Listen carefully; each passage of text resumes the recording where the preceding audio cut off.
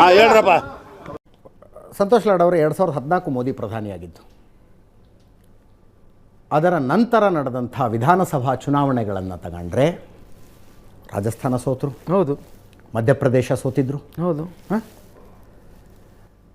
ನರೇಂದ್ರ ಮೋದಿ ಲೋಕಸಭೆಯಲ್ಲಿ ತಮಗೆ ಓಟುಗಳನ್ನು ತಂದುಕೊಳ್ಳುವ ಕ್ಷಮತೆಯನ್ನು ಹೊಂದಿದಾರಲ್ಲ, ಆ ಕ್ಷಮತೆ ವಿಧಾನಸಭೆಗಳಲ್ಲಿ ತಮ್ಮ ಪಕ್ಷಕ್ಕೆ ತಂದುಕೊಡುವ ಕ್ಷಮತೆಗೆ ಹೋಲಿಸಿದರೆ ಅದು ಜಾಸ್ತಿ. ಕರ್ನಾಟಕದಲ್ಲಿ ಇಷ್ಟೆಲ್ಲ ಗಲ್ಲಿಗೂ ಮಾಡಿದ್ರಪ್ಪ.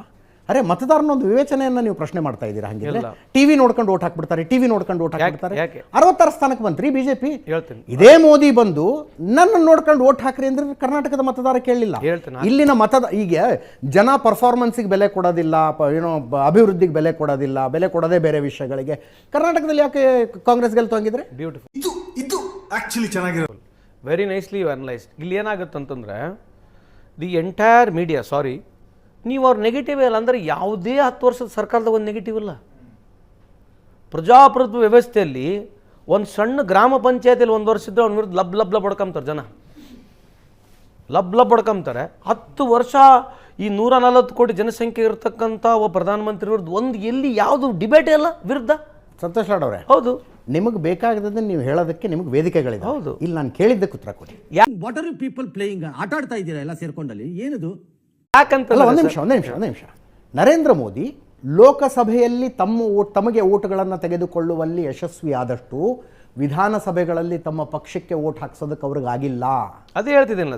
ಮೋದಿ ಚರಿಷ್ಮಾ ಟಿವಿಲಿ ಕಾಣಿಸ್ತಾರೆ ಅನ್ನುವ ಕಾರಣಕ್ಕಾಗಿ ಬಿಜೆಪಿ ಗೆಲ್ತಾ ಇದೆ ಅನ್ನೋದಾಗಿದ್ರೆ ವಿಧಾನಸಭಾ ಚುನಾವಣೆಗಳಲ್ಲಿ ಗೆದ್ಕೊಂಡು ಬರ್ಬೋದು. ಅಲ್ಲಿ ಅದು ಈಗ ಒಂದು state has come, people are very smartly cross voted. ಅದೇ ಹೇಳ್ತಾರೆ, ನ್ಯಾಷನಲ್ ಲೆವೆಲ್ ಬಂದಾಗ ನೀವು ಅವ್ರ ನೆಗೆಟಿವೇ ಇಲ್ಲಲ್ಲ. ಸ್ಟೇಟ್ನಲ್ಲಿ ಬಿಜೆಪಿ ವಿರುದ್ಧನ ನೆಗೆಟಿವ್ ಇದೆ, ಕಾಂಗ್ರೆಸ್ ವಿರುದ್ಧ ನೆಗೆಟಿವ್ ಇದೆ, ಆಯ್ತಾ? ಈಗ ನಮ್ದೇನು ಒಂದು platform. Sir, my request you, if you want to grind me, you can grind me. My fundamental question raises same thing. In last 10 years is there any proper, ಅಂದರೆ 10 ವರ್ಷದಲ್ಲಿ ಕೇಂದ್ರ ಸರ್ಕಾರದ ಯಾವುದು ನೆಗೆಟಿವ್ ಇಲ್ಲ. 10 ವರ್ಷದ ಅವಧಿಯಲ್ಲಿ ಕೇಂದ್ರ ಸರ್ಕಾರದ ಯಾವುದು ನೆಗೆಟಿವ್ ಇಲ್ಲ. ಮೀಟರ್ ಬೇಕು, ಮೀಟರ್. ನೀವು ನಿಮ್ಮ ತಂದೆ ಪ್ರೈಮ್ ಮಿನಿಸ್ಟರ್ ಆದರೆ, ನಮ್ಮ ತಂದೆ ಪ್ರೈಮ್ ಮಿನಿಸ್ಟರ್ ಆದರೂ ಕೂಡ ನೆಗೆಟಿವ್ ಇದ್ದೇ ಇದೆ. We are not ready to accept it because that's a mindset we have got. You may not agree to it, but that's how it is. ಈಗ ಸುಮ್ಮನೆ ನಾನು ಉದಾಹರಣೆ ಕೊಡೋದು ನಿಮಗೆ. ನಮಗೆ UPI ಟು ಸರ್ಕಾರ ಹಾಳಾಗಲಿಕ್ಕೆ ಮೇಜರ್ ಆಗಿ 2 ಸ್ಕ್ಯಾಮ್ ಬಂದು. ನಮಗೆ 2G ಸ್ಕ್ಯಾಮ್ ಬಂತು, ಕೋಲ್ ಸ್ಕ್ಯಾಮ್ ಬಂತು. ಅದಾದ ನಂತರ ಏನಾಯಿತು? 2G ಸ್ಕ್ಯಾಮ್ 1,00,000 ಕೋಟಿಗೆ ಹೋಗಿರೋದು, ಆಕ್ಷನ್ ಮಾಡಿದ 10,000 ಕೋಟಿನೂ ಬರಲಿಲ್ಲ. But the perception was so heavy. ನಾನು ಒಪ್ಕೊಂಬಿಟ್ಟೆ ಆ ಕಾಲದಲ್ಲಿ. Perception was built by BJP.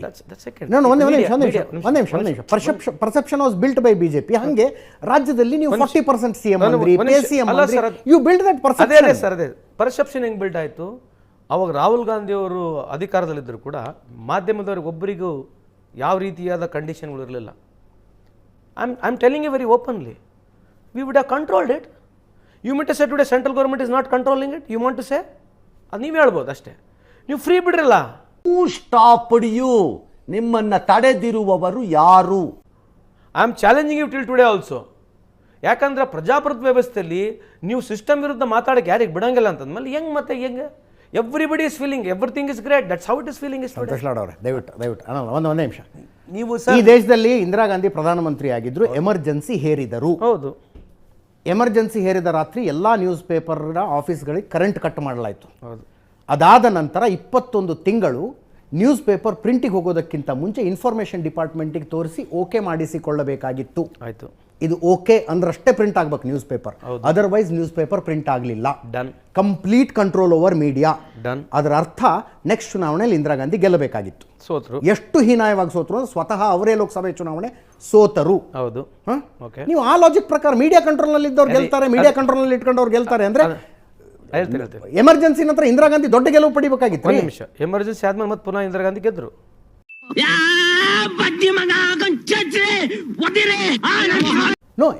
ಅಲ್ಲ, ಅದಾದ್ಮೇಲೆ she lost again she won. ಏನಾಗಿದೆ ಗೊತ್ತಾ? This is the counter narrative which you will start. ನಾನು ಲಾಜಿಕ್ ಮಾತಾಡ್ತೀನಿ ಅಷ್ಟೇ. ಲಾಜಿಕ್ ಅಲ್ಲ. ನೀವು ಹೆಂಗ್ ಮಾತಾಡ್ತೀರ ಅಂತಂದ್ರೆ ಸಿಚುವೇಶನ್ ಬಿಟ್ಬಿಡ್ತೀರಿ. ಇವತ್ತಿನ ಸಿಚುವೇಶನ್ ಫಸ್ಟ್ ಎಕ್ಸೆಪ್ಟ್ ಮಾಡ್ಕೊಂತಿರಲ್ಲ, ಅದನ್ನ ಹೇಳೋಣ. ಇವತ್ತಿನ ಸಿಚುವೇಶನ್ ಬಿಟ್ಟು ಎಕ್ಸಾಂಪಲ್ ಕೊಟ್ಟಂತ ಹೋದ್ರೆ ದಟ್ ಇಸ್ ಎವರ್ ಎಂಡಿಂಗ್. ಇವತ್ತು ನಿನಗೆ ಫೆರಾರಿ ಇದೆ, ನನಗೆ ಮಾರುತಿ ಕಾರ್ ಕೊಟ್ಟಿದ್ದೀರಿ, ಇದನ್ನ ಒಪ್ಪಿಕೇಳ್ರಿ. ಒಬ್ಬನಿಗೆ ಫೆರಾರಿ ಕೊಟ್ಟು ಒಬ್ಬನಿಗೆ ಮಾರುತಿ ಕಾರ್ ಕೊಟ್ಟ ಮೇಲೆ ಹೊಡೆಯಲ್ಲ ಸೈಡ್ ಅಂತಂದ್ರೆ ಹೊಡ್ಯೋಕ್ಕಾಗಲ್ಲ. ಇದು ಯಾಕೆ ಹಿಂಗೈತೆ ಅಂತಂದರೆ ನನಗೆ ಅವು ಅಂಬಾಸೆಡರ್ ಇತ್ತು, ನಿನ್ನ ಹತ್ರ ಬುಲೆಟ್ ಗಾಡಿ ಇತ್ತು ಅಂತಂದ್ರೆ ಅದನ್ನ ನಾವೇನು ಮಾಡೋಣ ಈಗ? ಓಕೆ, ಅದಕ್ಕೂ ಬೇರೆ ಒಂದು ಡಿಬೇಟ್ ಮಾಡೋಣ ಅಂತೆ. ಬಟ್ ಇವತ್ತಿನ ಸಿಚುವೇಶನ್ ಫಸ್ಟ್ ಒಪ್ಕೋಬೇಕಾ ಬೇಡ?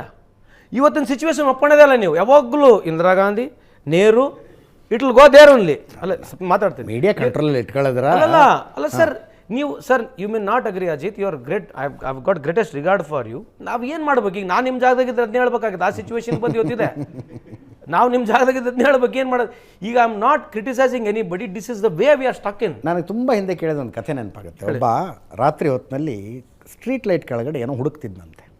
ಇನ್ನೊಬ್ಬ ಬಂದು ಕೇಳಿದಂತೆ, ಏನು ಹುಡುಕ್ತಿದ್ಯಾ ಅಂತ. ಇಲ್ಲ, ಸೂಜಿ ಬಿದ್ದು ಹೋಗಿದೆ, ಹುಡುಕ್ತಾ ಇದ್ದೀನಿ ನಾನು. ನಳ್ಳ ಹುಡುಕ್ತೀನಿ ನಾನು. ಎಲ್ಲಿ ಬಿದ್ದೋತು ಅಂತ. ಅಲ್ಲಿ ಬಿದ್ದಿತ್ತು ಅಂದಂತ. ಮತ್ತು ಅಲ್ಲಿ ಯಾಕೆ ಹುಡುಕ್ತಿಲ್ಲ ಅಂದ್ರೆ ಅಲ್ಲಿ ಬೆಳಕಿಲ್ಲ, ಅದಕ್ಕೆ ಅಲ್ಲಿ ಹುಡುಕ್ತಿಲ್ಲ ಅಂತ.